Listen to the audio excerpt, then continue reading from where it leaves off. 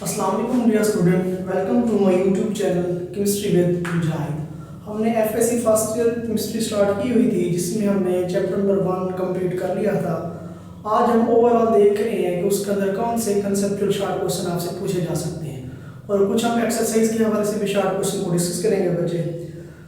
तो आज हम सबसे पहले जो हमारा पहला इंपॉर्टेंट शार्ट क्वेश्चन है बच्चे, उसको हम देखते हैं बच्चे। पहला जो आपसे इंपॉर्टेंट शार्ट क्वेश्चन पूछा जाएगा बच्चे, वो होगा बच्चे describe energy changes.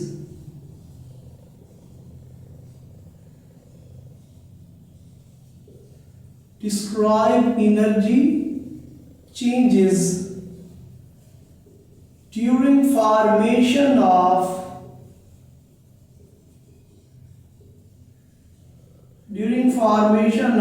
cation and anion। बच्चे जब केटाइन बनता है और एनाइन बनता है तो किस तरीके से एनर्जी चेंजिंग होती है? आया क्या वो एंडोथर्मिक रिएक्शन शो करते हैं या एक्सोथर्मिक रिएक्शन शो करते हैं? उसको हम देखते हैं बच्चे। सबसे पहले बच्चे मैं लिख रहा हूं जो फॉर्मेशन ऑफ केटाइन है वो एंडोथर्मिक रिएक्शन शो करते हैं। तो इसकी मैं रीजन देखता हूं बच्चे। सबसे पहले हम बात करेंगे केटाइन की।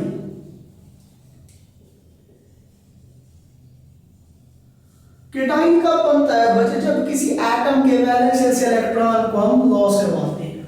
आपने कहना बच्चे formation of cation, formation of cation show endothermic reaction. Endothermic reaction endothermic क्यों कहेंगे? Because energy is absorb, because energy is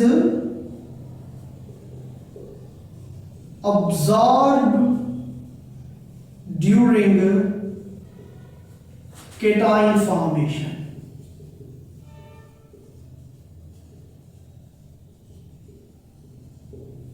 for example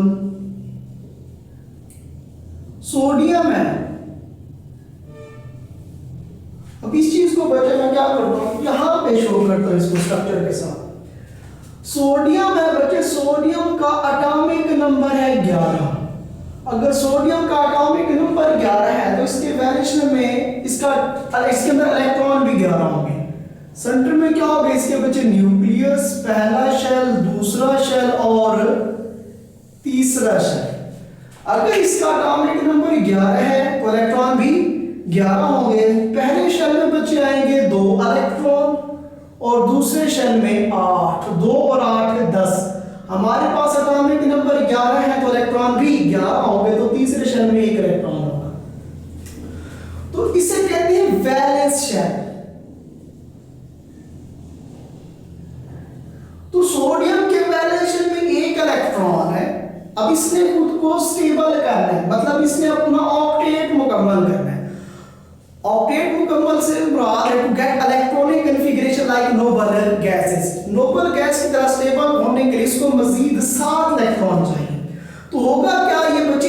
1 electron किसी को देगा, 7 इलेक्ट्रॉन लेगा नहीं। लेकिन ये जो इलेक्ट्रॉन है ये मुफ्त में इलेक्ट्रॉन नहीं देगा।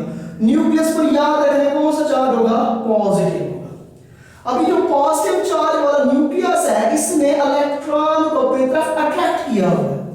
अब हम क्या करेंगे बच्चे? आसानी से ये जो इलेक्ट्रॉन है सोडियम लूज नहीं करेगा, तो हम क्या करेंगे? इसको हीट देंगे। जैसे हीट देंगे तो ये जो एनर्जी है ये एनर्जी ये वाला इलेक्ट्रॉन अब्सॉर्ब करेगा। जैसे अब्सॉर्ब करेगा तो मूव करेगा from lower orbit to higher orbit. फिर मजीद जब एनर्जी देगा तो मूव करेगा lower orbit to higher orbit. एक ऐसी स्टेज पहुंचेगी कि इलेक्ट्रॉन इस एनर्जी को अब्सॉर्ब करके न्यूक्लियस से काफी दूर चला जाएगा, जहां पर न्यूक्लियर की अट्रैक्शन नहीं होगी। मतलब ये जो इलेक्ट्रॉन है अब शेल से रिमूव हो जाएगा, क्योंकि इलेक्ट्रॉन जैसे रिमूव होगा इस पे चार्ज क्या आ जाएगा? पॉजिटिव आ जाएगा, केटाइन बन जाएगा। तो केटाइन का बनता है जब हम उसको एनर्जी दे रहे हैं। कितनी एनर्जी देंगे बच्चे? 496 किलो जूल पर मोल।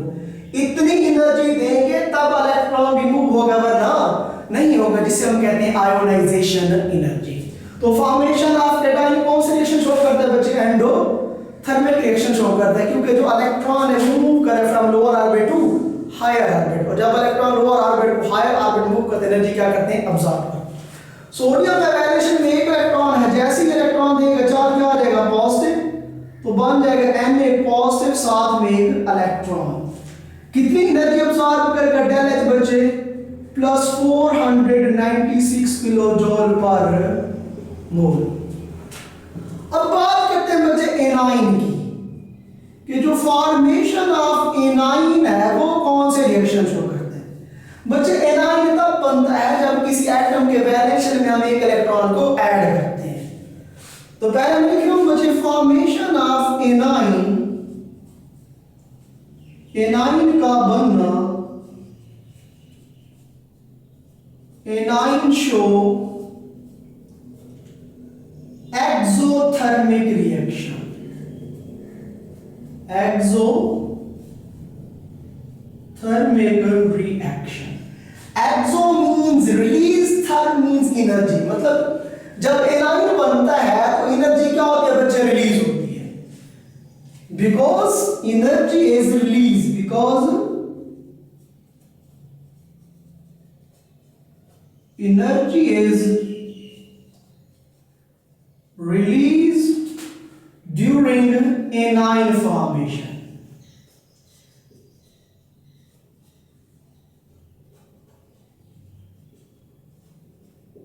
For example, मिसाल देखते हैं बच्चे।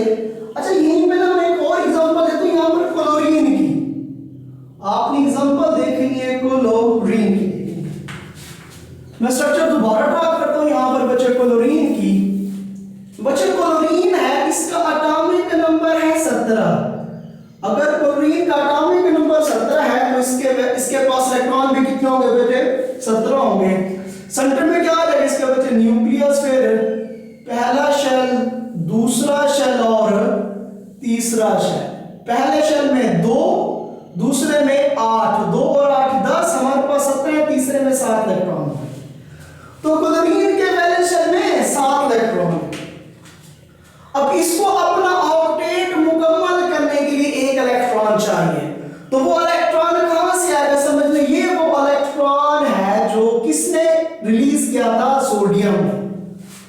अब ये जो इलेक्ट्रॉन है अब क्या होगा बच्चे? मूव करेगा from higher orbit to lower orbit, क्योंकि जब इलेक्ट्रॉन हायर ऑर्बिट से लोअर ऑर्बिट में आता है तो एनर्जी क्या करता है? रिलीज करता है। According to Bohr theory, Bohr theory के मुताबिक जब इलेक्ट्रॉन लोअर ऑर्बिट से हायर ऑर्बिट में जाता है एनर्जी अब्सॉर्ब करता है, और जब हायर से लोअर में आगे एनर्जी रिलीज करेगा। तो इलेक्ट्रॉन देख ले हायर ऑर्बिट से कहां आ रहा है? नीचे लोअर ऑर्बिट की तरफ आ रहा है। जब इलेक्ट्रॉन ऊपर से नीचे आएगा एनर्जी क्या होगी? रिलीज होगी। तो कितनी एनर्जी रिलीज होती है जब इलेक्ट्रॉन हायर ऑर्बिट से लोअर ऑर्बिट में आता है बच्चे? -349 किलो जूल पर मोल एनर्जी रिलीज होगी जब एक इलेक्ट्रॉन क्लोरीन के वैलेंस में ऐड होगा, और इस एनर्जी को हम कहते हैं इलेक्ट्रॉन अफिनिटी। क्या कहते हैं बच्चे? Electron affinity. तो क्लोरीन है, ये क्या करेगा? एक इलेक्ट्रॉन क्या करेगा? ऐड होगा इसके अंदर। जैसे इलेक्ट्रॉन ऐड होगा इस पे चार्ज क्या आ जाएगा? नेगेटिव। तो क्या बनेगा? क्लोराइड एनाइन बन जाएगा। कितनी एनर्जी रिलीज होगी बच्चे? डेल एच -349 किलो जूल पर मोल। मैंने से मुराद एनर्जी रिलीज हो रही है, प्लस से मुराद एनर्जी अब्सॉर्ब। होप्स बच्चे आपको ये वाला क्वेश्चन समझ आ गया होगा। अब नेक्स्ट क्वेश्चन की तरफ हम मूव करते हैं बच्चे। नेक्स्ट हमारे पास दूसरा शॉर्ट क्वेश्चन आ रहा है बच्चे। क्वेश्चन है बच्चे, what is molecular ion? What is molecular ion? Give example.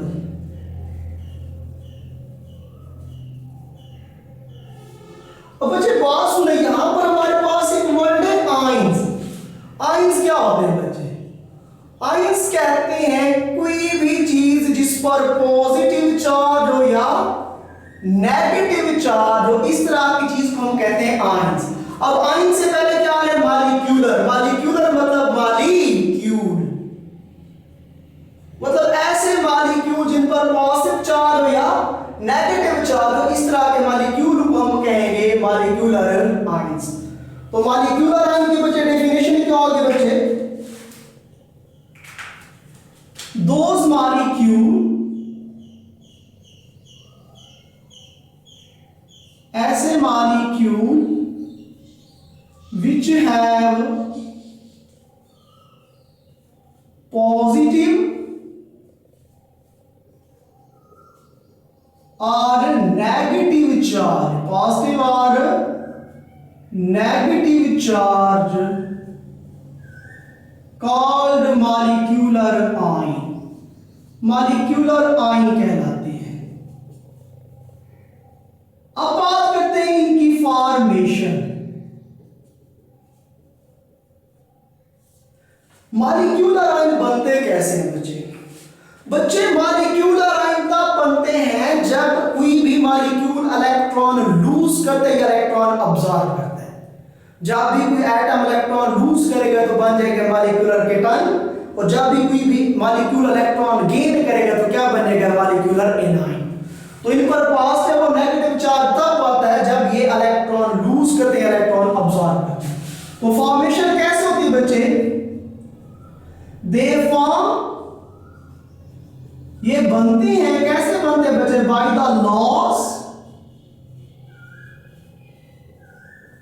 और गेन ऑफ इलेक्ट्रॉन, इलेक्ट्रॉन के खारिज होने से या इलेक्ट्रॉन लेने से बनते हैं। फॉर एग्जांपल, अब हम कुछ एग्जांपल देखते हैं मॉलिक्यूलर आयन की। अब इधर देखिए, लेट्स सपोज करें आपके पास क्या है? CH4 है। CH4 क्या है? बेसिकली एक मॉलिक्यूल है। मॉलिक्यूल याद रखना क्या होता है? The smallest particle of substance which can exist independently. अब ये CH4 है, इस केस में कार्बन का भी ऑक्टेट मुकम्मल है, हाइड्रोजन का भी डुप्लेट मुकम्मल है, मतलब ये क्या है? स्टेबल फॉर्म में है। अब ये मॉलिक्यूल है। अब मॉलिक्यूलर आयन कब बनेगा? जब ये इलेक्ट्रॉन देंगे, इलेक्ट्रॉन लेंगे। अब जब ये इलेक्ट्रॉन देंगे, चार्ज क्या आ जाएगा? पॉजिटिव। तो मॉलिक्यूल से क्या बन जाएगा? Molecular ion. या आपने पढ़ा होगा कार्बन मोनोऑक्साइड। अब ये कार्बन मोनोऑक्साइड है, अब इस पर कौन सा चार्ज आएगा? पॉजिटिव आएगा। पॉजिटिव कब आएगा? जब यहां से इलेक्ट्रॉन रिमूव होगा। और नेगेटिव कब आएगा? जब ये इलेक्ट्रॉन गेन करेंगे। तो in most of the case जो मॉलिक्यूलर केटायंस होते हैं, they are more abundant than molecular anion, क्योंकि ऑलरेडी मॉलिक्यूल स्टेबल होता है। तो जब भी हम इसके ऊपर high energy beam of electron डालते हैं या एक्सरे डालते हैं, तो इनसे इलेक्ट्रॉन तो रिमूव हो जाते हैं, because they have already complete their octet. इनका वैल्यूशन पहले से मुकम्मल है। तो जो high energy beam of electron आ रहे वो जैसे टकराएंगे, इलेक्ट्रॉन रिमूव हो जाएगा इनसे, लेकिन इलेक्ट्रॉन ऐड नहीं होगा। कम चांसेस होती हैं इनके अंदर इलेक्ट्रॉन के ऐड होने के। इसलिए कहते हैं जो मॉलिक्यूलर केटायंस हैं, दे आर मोर अबंडेंट, वो ज्यादा बनते हैं as compare to molecular anion. Hope so बच्चे आपको मॉलिक्यूलर एनायन समझ आ गया होगा। नेक्स्ट मूव करते हैं बच्चे हमारे थर्ड का कुछ शॉर्ट क्वेश्चन की तरफ। नेक्स्ट क्वेश्चन है बच्चे, why carbon 12 use as standard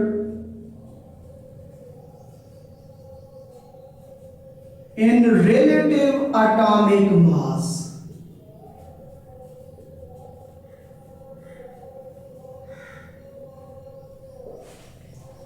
अब बच्चे रिलेटिव एटॉमिक मास क्या है? इसको आपने डेफिनेशन 9th के अंदर पढ़ा होगा, the average mass of atom of an element as compare to 1/12 part of carbon 12 atom. Simple ये सुने बच्चे, किसी भी एलिमेंट का मास निकालने के लिए हम क्या करते हैं? उस एलिमेंट के मास का मुवाजना करते हैं कार्बन 12 के साथ। अब क्वेश्चन ये आ रहा है कि हम कार्बन 12 ही क्यों यूज करते हैं किसी भी एलिमेंट का मास निकालने के लिए, बाकी जो एलिमेंट है वो हम क्यों नहीं यूज कर सकते? बच्चे याद रखना, हम उस चीज को स्टैंडर्ड लेते हैं जिसके अंदर दो खसूसियात हों। हम उस चीज को स्टैंडर्ड लेते हैं जिसके अंदर कितनी खसूसियात हो बच्चे, 2 खसूसियात जिसके अंदर होंगी उसको हम स्टैंडर्ड लेंगे। पहली खसूसियात क्या होगी, वो जो चीज है वो स्टेबल हो। क्या हो बच्चे, स्टेबल। अगर कोई भी चीज स्टेबल होगी तब उसको हम स्टैंडर्ड के तौर पर लेंगे, वरना नहीं लेंगे। और दूसरी चीज वो क्या हो, उसकी जो रिलेटिव अबंडेंस हो वो ज्यादा हो। रिलेटिव अबंडेंस क्या हो, ज्यादा हो। अबंडेंस क्या हो, ज्यादा हो, हाई हो। मतलब वो नेचर में सबसे ज्यादा पाया जाए, आसानी से हमें मिल जाए, ताकि उसके साथ हम दूसरे एलिमेंट को कंपेयर कर सकें। अगर किसी भी एलिमेंट के अंदर ये 2 खसूसियात होंगी, एक वो सबसे ज्यादा स्टेबल हो और उसकी जो रिलेटिव अबंडेंस है सबसे ज्यादा हो, तब उसको हम स्टैंडर्ड लेंगे, वरना नहीं लेंगे। और ये जो दोनों खसूसियात हैं, मोस्ट स्टेबल वाली और मोस्ट अबंडेंट एलिमेंट, वो दोनों कार्बन के अंदर मौजूद है। कार्बन स्टेबल भी है और हाईली अबंडेंट भी है नेचर के अंदर, इसलिए हम क्या करते हैं, कार्बन 12 को यूज करते हैं। बाकी जो एलिमेंट है अगर कोई स्टेबल है उसकी रिलेटिव अबंडेंस कम है, और उसकी रिलेटिव अबंडेंस ज्यादा है तो वो स्टेबल नहीं है, तो उसके अंदर ये 2 खसूसियात नहीं होती। कार्बन के अंदर क्योंकि ये दोनों खसूसियात हैं, इसलिए हम इसको एज अ स्टैंडर्ड यूज करते हैं। तो इसके स्टैंडर्ड को क्यों यूज करते हैं बच्चे, आपने कहा बेटा carbon 12 use as a standard in relative atomic mass,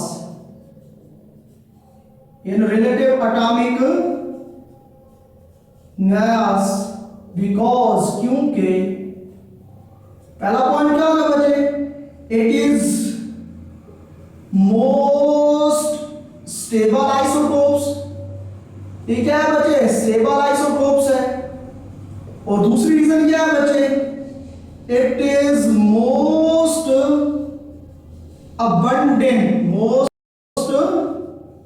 abundant isotopes in nature. ये नेचर में सबसे ज्यादा पाया जाता है। कितना बच्चे, अराउंड अबाउट 99% ये पाया जाते हैं इन नेचर, क्योंकि एक तो स्टेबल है और दूसरा आसानी से मिल जाता है हमें नेचर में। इन दोनों खसूसियात की बुनियाद पर हम कार्बन 12 को यूज करते हैं एज अ स्टैंडर्ड किसी भी एलिमेंट का एटॉमिक मास निकालने के लिए। होप सो बच्चे आपको ये वाला भी समझ आ गया होगा क्वेश्चन। नेक्स्ट हम मूव कर रहे हैं बच्चे क्वेश्चन नंबर 4 की तरफ।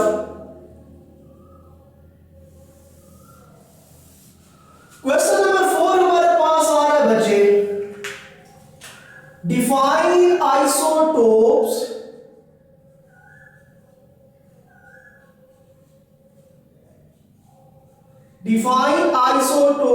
give example। आइसोटोप्स की तारीफ करें और मिसाल दें। अब आइसोटोप्स को डिफाइन करने से पहले मैं एक चीज बताता चलूं बच्चे, इसको आप एग्जांपल समझनी है। ये समझने मैंने एक्स लिख दिया है। एक्स से मुराद है कोई भी एलिमेंट, एक्स से मुराद है कोई भी एलिमेंट। नीचे हमेशा होगा जी, क्या होगा बच्चे, जी, और ऊपर हमेशा ए होगा। जी से मुराद है एटॉमिक नंबर और ए से मुराद है एटॉमिक मास। हमेशा याद रखना बच्चे, नीचे एटॉमिक नंबर होगा, ऊपर atomic mass.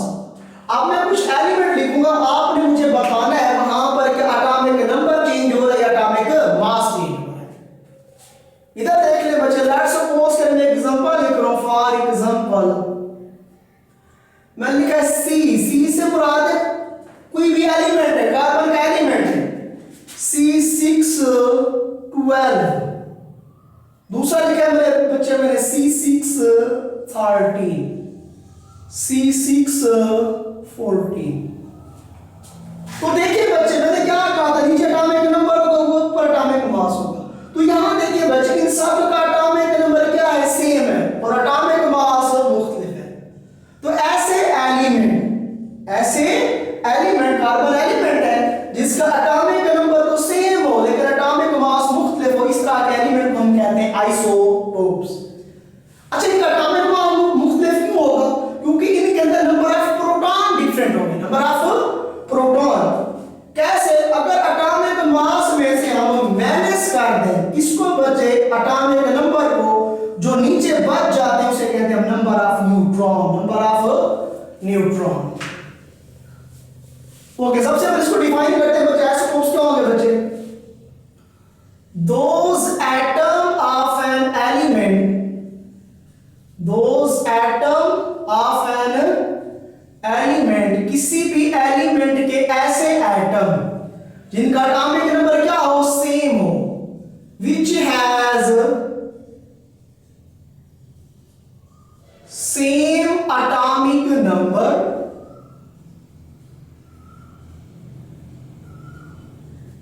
but different atomic mass, but different atomic mass called isotopes, isotopes कहलाते हैं। फॉर एग्जाम्पल C612, C613 और C614। बच्चे एक चीज याद रखना, किसी भी एलिमेंट के अंदर दो खसूसियात होती है, एक होती है केमिकल, एक होती है फिजिकल प्रॉपर्टी। एटॉमिक नंबर कहती है number of proton present in nucleus of an atom. Suppose करें कार्बन है, अब इसका स्ट्रक्चर ड्रा करूं, क्या है इसका, C612 है, इसके सेंटर में क्या होगा, न्यूक्लियस, फिर पहला शेल और दूसरा शेल। याद रखना एटम न्यूट्रल होता है, क्यों न्यूट्रल होता है, उसके अंदर जितने प्रोटॉन होते हैं उतने ही इलेक्ट्रॉन होते हैं। अगर कार्बन का एटॉमिक नंबर 6 है, मतलब इसके अंदर प्रोटॉन कितने होंगे, 6 होंगे, और इलेक्ट्रॉन भी 6 होंगे। पहले शेल में 2 इलेक्ट्रॉन, दूसरे में 4। और इसके अंदर जब न्यूट्रॉन की बात करते हैं, मैंने कहा था एटॉमिक मास में से माइनस करेंगे एटॉमिक नंबर को, तो क्या जवाब आएगा, 6। तो इसके अंदर न्यूट्रॉन कितने होंगे, 6 होंगे। एटॉमिक मास कहते हैं बच्चे sum of proton and neutron, proton और न्यूट्रॉन को जमा करें, जो जवाब है that is called atomic mass. Okay बच्चे, एक चीज और याद रखना, जो केमिकल प्रॉपर्टीज हैं वो इलेक्ट्रॉन पे डिपेंड करती हैं।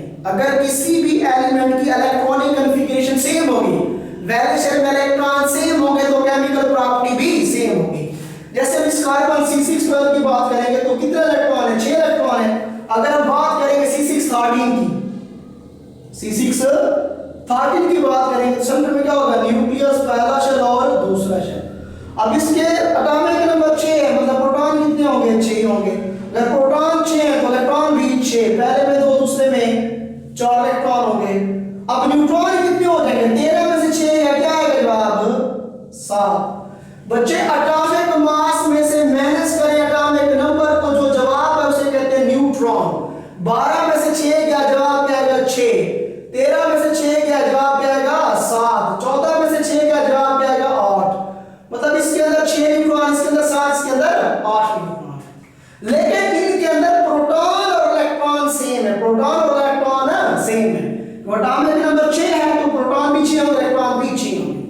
ऐसा मैं क्यों कह रहा हूं, क्योंकि जो केमिकल प्रॉपर्टी है वो इलेक्ट्रॉन पे डिपेंड करती है। इलेक्ट्रॉन सेम होंगे, केमिकल प्रॉपर्टी सेम होगी, लेकिन जो फिजिकल प्रॉपर्टी है, फिजिकल प्रॉपर्टी से मुराद है melting point, boiling point, density, वो डिपेंड करती है एटॉमिक मास पे। एटॉमिक मास सेम होगा, क्या फिजिकल प्रॉपर्टी सेम होगा, एटॉमिक मास डिफरेंट होगा, फिजिकल प्रॉपर्टी भी डिफरेंट होगी। अब इनके अंदर देखिए, सब के अंदर इलेक्ट्रॉन 6 आ रहे, प्रोटॉन 6 है तो इलेक्ट्रॉन भी 6 होंगे। अगर इलेक्ट्रॉन 6 है तो केमिकल प्रॉपर्टी सेम होगी, लेकिन एटॉमिक मास देखिए डिफरेंट है। अगर एटॉमिक मास डिफरेंट है तो फिजिकल प्रॉपर्टी भी डिफरेंट होगा। अब नेक्स्ट क्वेश्चन की तरफ जा रहे हैं, होप सो बच्चे आपको समझ आ गया होगा कौन सा क्वेश्चन करने जा रहे हैं। इसको मैं रेज कर रहा हूं, आपने जस्ट इतना ही लिखना है, मैथ्स का साइन आपने नहीं लिखना यहां पर। नेक्स्ट क्वेश्चन आ रहा है हमारे पास बच्चे, 5वां क्वेश्चन है बच्चे, why isotopes show same chemical property, उनकी केमिकल प्रॉपर्टी सेम होती है, एक जैसी होती है। क्यों एक जैसी होगी, because they have same number of electron, same number of electron या फिर इलेक्ट्रॉनिक कॉन्फ़िगरेशन। इलेक्ट्रॉन सेम होंगे तो केमिकल प्रॉपर्टी सेम होगी। सबको पता है एटॉम के इलेक्ट्रॉन सेम होते हैं। फिर वो कह रहे बच्चे but different physical physical property, लेकिन इनकी जो फिजिकल प्रॉपर्टी है वो डिफरेंट होगी। क्यों? क्योंकि फिजिकल प्रॉपर्टी डिपेंड करती है एटॉमिक मास पे, और आइसोटोप्स का एटॉमिक मास डिफरेंट है। अगर एटॉमिक मास डिफरेंट है तो फिजिकल प्रॉपर्टी भी डिफरेंट होगी। तो आंसर यहां से आपने स्टार्ट करना है आइसोटोप से। आपने कहना है बच्चे isotopes show same chemical property, same chemical property because they have same number of electron या same electronic configuration। दोनों बातें ठीक हैं, आप सेम नंबर ऑफ इलेक्ट्रॉन लिखते या सेम इलेक्ट्रॉनिक कन्फिगरेशन लिखते। फिर वो कह रहे हैं बट डिफरेंट फिजिकल प्रॉपर्टी। आपने कहना है बच्चे isotopes show different physical property because क्योंकि they have different atomic masses, they have different atomic masses। क्योंकि इनका एटॉमिक मास डिफरेंट होता है इसलिए इनकी जो फिजिकल प्रॉपर्टी होगी वो भी क्या होगी, डिफरेंट होगी। होप से बच्चे इनको लिख लें। अब हम नया करने जा रहे हैं। नेक्स्ट क्वेश्चन की तरफ मूव कर रहे हैं।